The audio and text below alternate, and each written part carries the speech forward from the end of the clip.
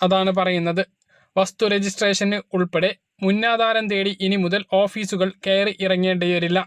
എല്ലാ ആധാരവും ഡിജിറ്റലാക്കിയതിന്റെ ആദ്യഘട്ടം രജിസ്ട്രേഷൻ വകുപ്പ് 31-ന് പൂർത്തിയാക്കും. ഇത് സംസ്ഥാന സർക്കാരിന്റെ വ്യവസായ സൗഹൃദ പദ്ധതികൾക്കും സഹായകരമാണ്. സബ് രജിസ്ട്രാർ ഓഫീസുകളിൽ 1998 മുതൽ 2018 വരെയുള്ള 20 വർഷത്തെ ആധാരങ്ങൾ ഡിജിറ്റലാക്കി പ്രസിദ്ധീകരിക്കുന്ന പദ്ധതിയാണ് ഒക്ടോബർ 31-ന് മുമ്പ് പൂർത്തിയാക്കുന്നത്. 11 ജില്ലകളിൽ 20 വർഷത്തെ ആധാരങ്ങളുടെ ഡിജിറ്റലൈസേഷൻ പൂർത്തിയായി. ബാക്കിയുള്ളവയും 31-ന് മുമ്പ് പൂർത്തിയാകും. ഉരുൾപൊട്ടൽ ദുരന്തത്തിന്റെ പശ്ചാത്തലത്തിൽ വയനാട്ടിൽ ലഭ്യമായ മുഴുവൻ രേഖകളും ഡിജിറ്റലാക്കും. 2018-ലാണ് പദ്ധതി തുടക്കമിട്ടത് എങ്കിലും പ്രളയവും മറ്റ് പ്രകൃതി ദുരന്തങ്ങളും കാരണം ഇത് നീണ്ടുപോവുകയായിരുന്നു. 2020-ൽ പത്തനംതിട്ടയിൽ ഇതിന്റെ പൈലറ്റ് പ്രോജക്റ്റ് നടപ്പിലാക്കിയിരുന്നു. എല്ലാ സബ് രജിസ്ട്രാർ